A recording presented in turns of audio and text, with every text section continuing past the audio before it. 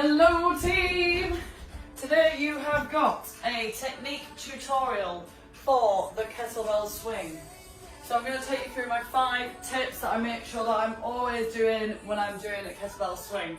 So, the first thing, hinge. We need to make sure it is a hinge movement. We are not squatting here. It's not a squat, it is a hinge. So we need to make sure we're pushing our bum to the back of the room and forward. It's like an RDL or a deadlift. So when we lower, we're keeping our chest up, our bum is going backwards and we lift. It is this movement, not this movement, yeah? Not this, this, okay? So let's practice that with the hinge. So just going to do a few reps just to make sure you get the feel. So it is hinge. Bum is going backwards. You should feel it in your glutes and your hamstrings, down the back of your legs, okay? We are not, this is what you'd look like if you were doing it wrong and doing a squat instead. You'd be here. Does this look like you? If it is, you need to make sure you are hinging, pushing that bum back, keeping the knees soft, but keeping the legs relatively straight. There's not much of a bend that goes in them, okay? Okay, so the second thing is the hip thrust. So, hip. We've got hinge, second thing, hip. So you need to make sure, once we've done the hinge, it is a hip thrust. It is a thrusting forward that is going to lift the kettlebell away from you, because your arms shouldn't be lifting it at all.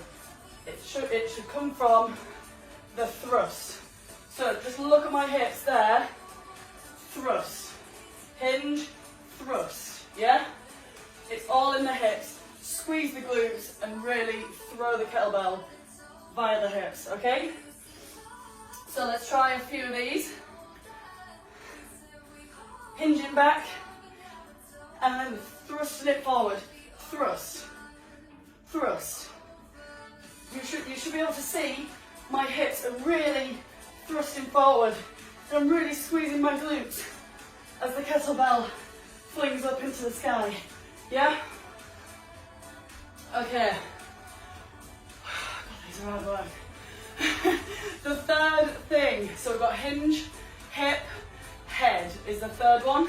So, instead of looking forward, we need to make sure that our head follows the kettlebell down. We are keeping a nice neutral spine the whole time.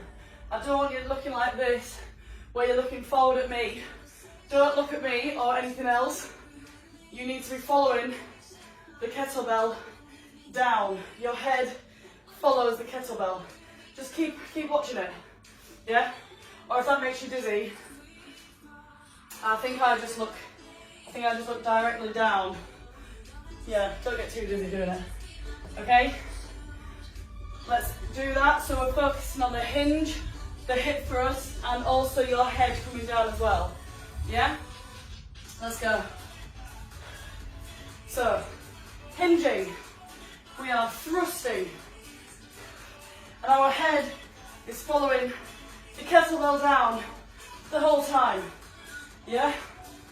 My head is not staying forward like that. You're going to really hurt your neck and your back. You need to keep neutral alignment all the way down your spine, yeah? So, number 4, we've got hinge, hip, head, hit is number 4, okay? So, this one's a little bit, when you feel the kettlebell hit, that's when you fling it back up. We're not waiting for the swing. And usually if you're swinging it too low, you won't feel the hit properly. So, if you're down here swinging it, you're not going to be able to use your glutes to fling it back up. You're going to be using your back and your arms, which is wrong.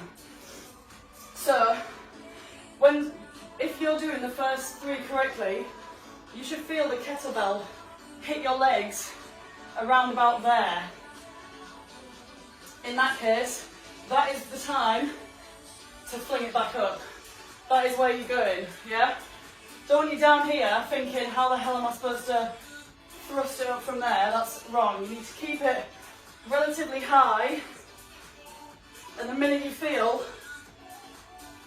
it hit, fling, fling, fling, yeah? That probably looks really wrong, but... Okay, let's try those. Focusing on the hinge, hip, head, and the hit, yeah? It's like a signal to be like, right, fling it back up now. Squeeze the glutes, fling, thrust. Should be able to feel that movement. Let's go. So, I'm not swinging too low. The kettlebell is going through my knees really. It shouldn't be going lower than that. And the minute I feel it there, I'm flinging it back up. Yeah? Woo! Okay. So, last one is the brace, okay? So, I want you to imagine that you've got a plastic ring or something around your middle. Just put your hands around your middle for me and go, or cough, or go. You can feel your middle go, like pushing out as if that ring is round there. You can really feel that. So, a lot of people when they do kettlebell swings or they need to brace, they actually make that sound because that is the bracing position that you can feel it. It's like when you, it's the same as when you cough. It's the same, yeah? I'll probably sound like a right weirdo, don't I? So you need to make sure before the kettlebell moves that you are in the brace position with your core, keeping everything aligned, okay? So that looks like this.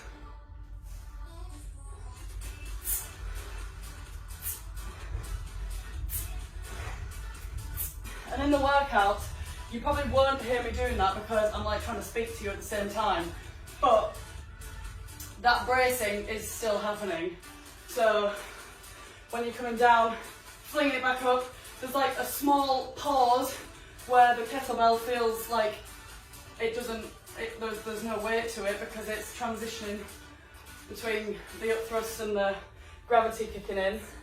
That is the point in which you release and then re-brace, back again. Yeah? That is when you need to be bracing, at that point there. Yeah? Right, let's put it all together. Hinge, hip, head, hit, brace. Are we ready? Let's go. So, hinging. Our head is following it down. We are squeezing the glutes and thrusting it forward. We are not swinging too low. We are flinging it back up with the glutes. And we are bracing.